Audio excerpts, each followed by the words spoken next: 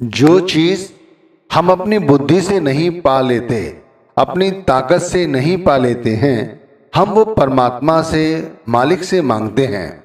हमें ये विश्वास है कि वो हमें मालिक दे देगा।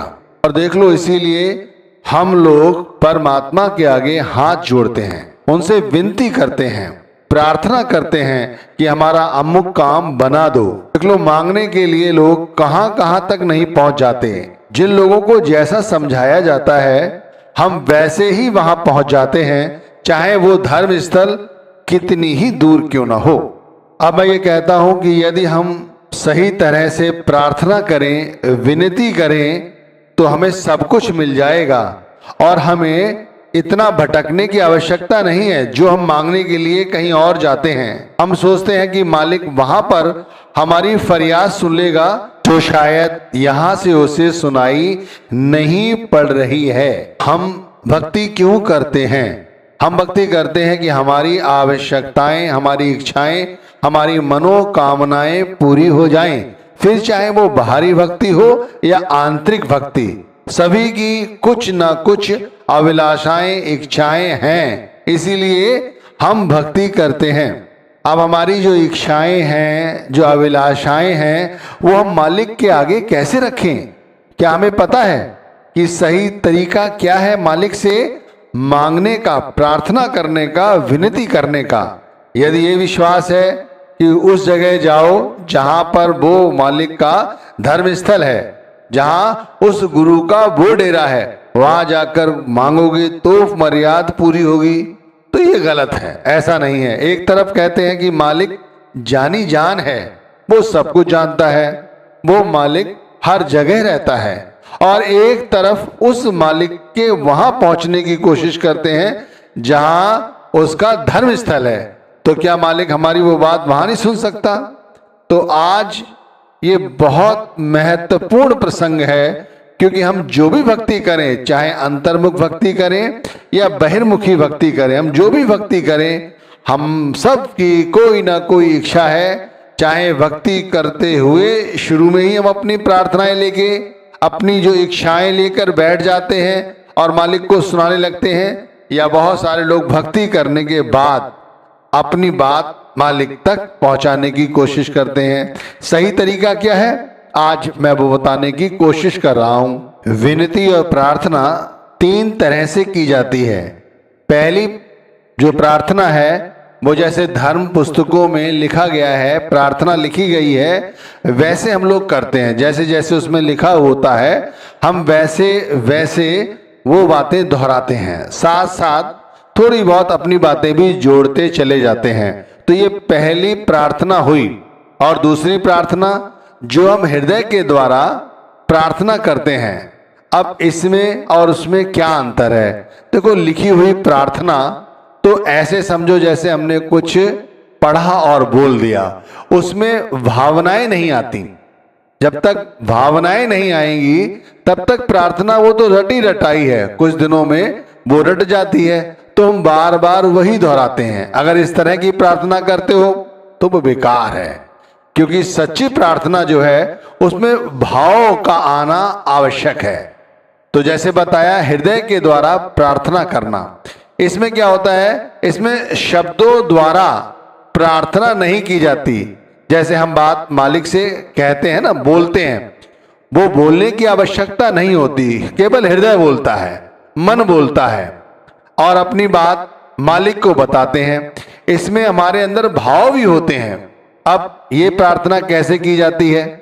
जो लोग बाहरी भक्ति करते हैं, वो किसी मूर्ति या फोटो के सामने अपनी आंखें बंद करके, आंखें खोलकर अपनी बातें परमात्मा से या ईश्वर से या किसी अन्य तरह से कहने की कोशिश करते हैं।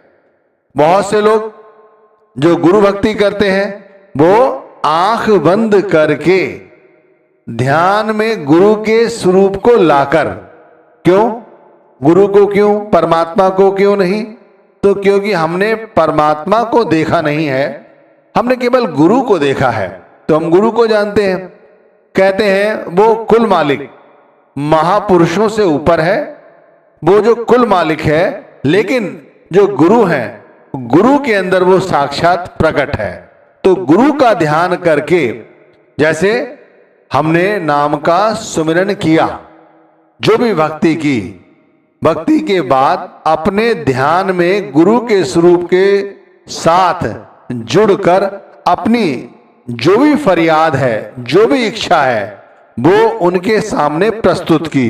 ना हमने जुबान हिलाई, भाव रहे, जुबान नहीं हिलाई, ध्यान रखिए, भाव रहे और भाव सहित, प्रेम सहित, भक्ति सहित अपनी बात गुरु के आगे रखी कि मेरे लिए ये जरूरी कार्य है और ये कार्य आप ही बना सकते हैं। ध्यान रखिए, बहुत से लोग ये सोचते हैं कि उनका जो वक्त अच्छा चल रहा है, थोड़ा सा सुमिरन भजन कर लेते हैं या गर्दन झुकाकर बस यूं ही कह दिया, इससे काम बन जाएगा, ऐसा नहीं है। वो तो कर्मों का प्रारब्ध है जो सब अच्छा चल रहा है।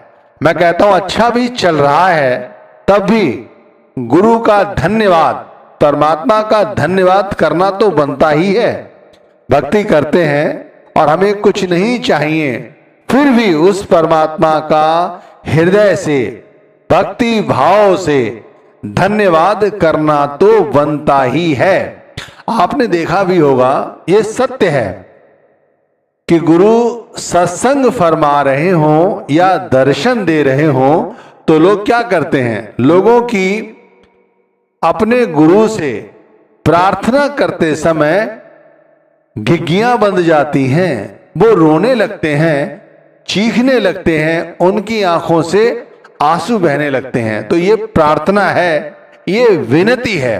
अब ये प्रार्थना और विनती हम रोज रोज नहीं करते, ध्यान रखिए, हम ये विनती, ये प्रार्थना रोज रोज नहीं करते, और करते भी हैं तो वो केवल खाना पूर्ति है। इसे ऐसे समझिए, अगर किसी से कुछ चाहिए होता है तो हम क्या करते हैं, हम उसकी चापलूसी करते हैं, यहां तक कि उसकी गलत बात को भी हम सही कर देते हैं, फिर भी वो हमें मिले चाहे ना मिले। लेकिन जो चीज मिलेगी, जो हमें देने के लिए ही बैठा है, हम अपनी बात उससे नहीं कहते और दुनिया के लोगों से अपनी बातें करते हैं। गुरु से कहो, गुरु कुल मालिक का रूप है, वो हमारी बात कभी नहीं काटते, वो हमें देते हैं, लेकिन वो देते अपने हिसाब से हैं कि वो जानते हैं कि हमारा जो बच्चा है वो क्या मांग रहा है, क्या इसके लिए वो हितकर है या नहीं। अगर हमारे लिए वो हितकर है तो वो हमें जरूर देते हैं, वो हमें जरूर देते हैं, ध्यान रखिए। लेकिन मांगने में भाव होने चाहिए, भक्ति होनी चाहिए, प्रेम होना चाहिए। फिर तीसरा जो प्रार्थना है वो कैसे की जाती है, वो कहते हैं वो प्रार्थना आत्मा द्वारा की जाती है। अब आत्मा द्वारा प्रार्थना करने का जो सौभाग्य है वो किसी विरले को ही प्राप्त होता है। हर व्यक्ति आत्मा के द्वारा ये प्रार्थना नहीं कर सकता। आत्मा द्वारा प्रार्थना वही व्यक्ति कर लेता है जिसने संपूर्ण रूप से गुरु को स्वीकार कर लिया हो, जो जान जाता है कि ये परमात्मा रूपी जो गुरु हैं वही सत्य हैं।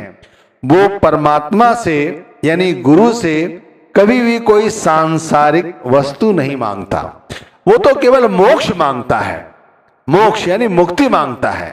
वो बार बार इस 84 लाख योनियों की जिया जून में नहीं पड़ना चाहता, इसीलिए मुक्ति चाहता है। और उसे ऐसा नहीं है कि मरने के बाद ही मुक्ति मिलती है, उसे जीते जी भी मुक्ति मिल जाती है। और इसका उदाहरण है कि वो हम सभी के साथ में रहता है, घर परिवार के काम भी करता है, बच्चों की देखरेख भी करता है, लेकिन वो किसी के साथ लिप्त नहीं होता, निर्लिप्त रहता है।